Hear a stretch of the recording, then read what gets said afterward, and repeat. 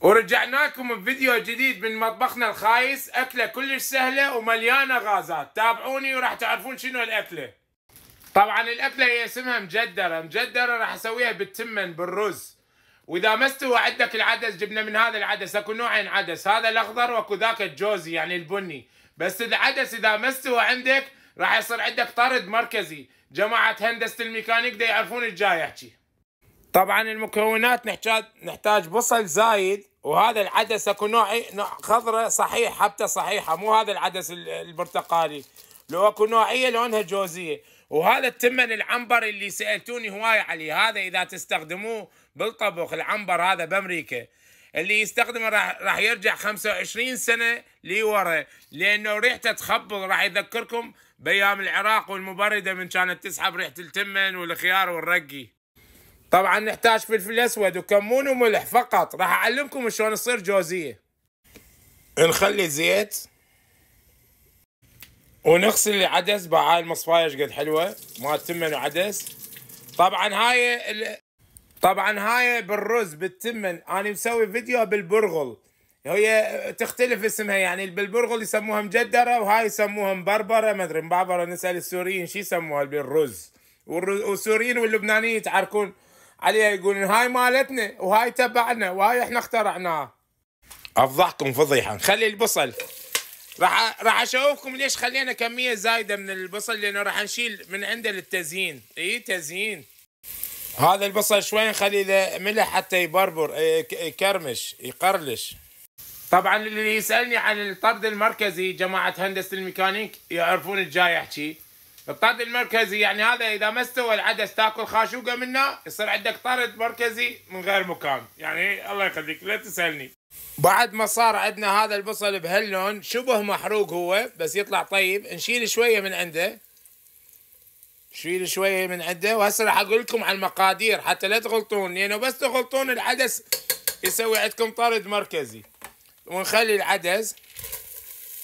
طبعا كميه العدس ما راح اخلي هوايه، كميه العدس تصير نفس كميه التمن بالضبط. بس اول شيء راح نشوفكم شلون نسوي العدس حتى يستوي، لانه التمن بسرعه يستوي، وكل شيء ما يتنقع، لا تنقعون هاي ولا ذيك. بعد ما خلينا المكونات وقلبناها، نخلي ماي حار، وخليه يغلي 10 دقائق فقط. وهسه اعلمكم شو تسوون بعدين. هنا نجي نخلي الكمون على مود الغازات والبطانية الخضراء ومن النمر ومن الغزالة القديمة، لا تضغطون بالبطانية، بالشرشف الخفيف. وشوية فلفل اسود، اذا كان عندكم فلفل ابيض بعد احسن. وهنا الملح حسب الرغبة. ونقبقه ما ادري نقبقه. وهنا عندنا العدس تقريبا غلى اكثر من 10 دقائق او فد 15 دقيقة. لا تخلوه يمرد، يعني يستوي. ريحة التمن العنبر ريحة تفوح. نخلي التمن، طبعا نخلي التمن، واذا نحتاج شوية ماي نخلي له ماي. نقلبهم تقلوبة خفيفة.